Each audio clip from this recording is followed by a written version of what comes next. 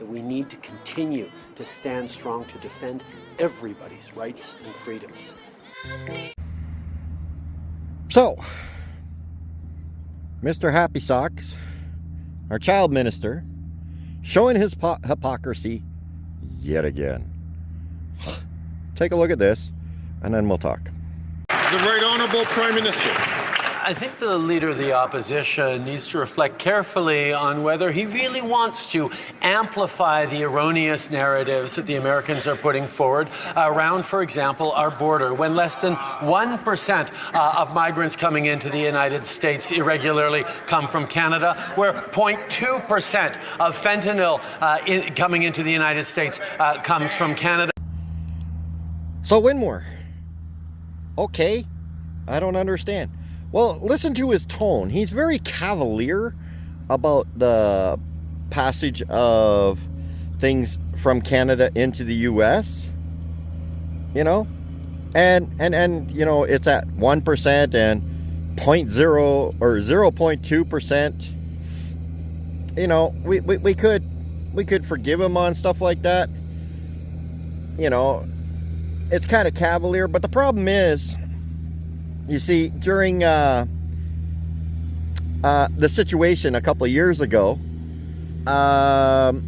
it was only a 4% issue to the populace, but yet we completely locked down our country, shut down jobs, we destroyed our economy.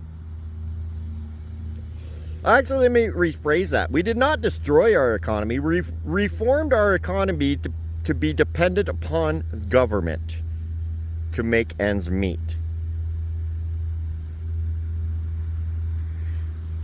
And then you decided, you know, a couple of years back, you said, you know what? Canada's emissions in the global world is at 2%. But we need to tax the living crap out of Canada and destroy the economy even more. But don't worry, 8 out of 10 will get more money back than they spend on it. Not including the added cost of the product to begin with because of the carbon tax passed down to the customer. Just the carbon tax you actually pay. Yeah, those costs are there and Canadians see that. But you know, Canada only does 2% of global emissions. 2%. You know, even if we got that down to zero, it would make zero impact on the world stage. You know, kind of one of those things. And people have been cavalier about it. And, you know, yeah, okay, maybe we should do something about it.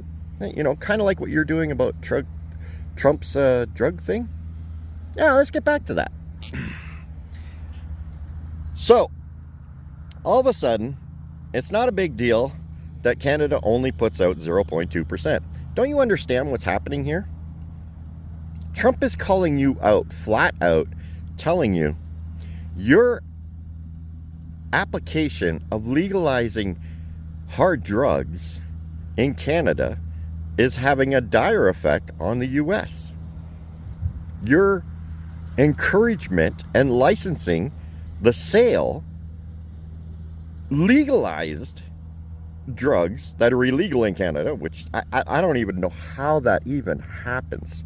How do you legalize something illegal? Sorry, legalize something that is still legal in Canada, illegal in Canada. That just boggles my mind. I don't know about you guys, but that boggles my mind. But it's zero, and then you come out and you say, oh, but it's only 0.2%. It's only 1% of immigrants crossing the border. You've cracked open the door and invited 1 million people into Canada. The U.S. has concerns. You blow them off, much like Canadians blow off our carbon emission, world carbon emission contribution. But you think that that's a big deal, but this is not? So at what percentage is it a big deal? Is 2% the number because we're at 1 and 0.2? Or is it 1.1? When do you realize it's a big deal? And you know what? It's not just a big deal to Americans and Donald Trump. It's been a big deal to Canadians for a long time. Look at your poll numbers. Welcome to the Fringe.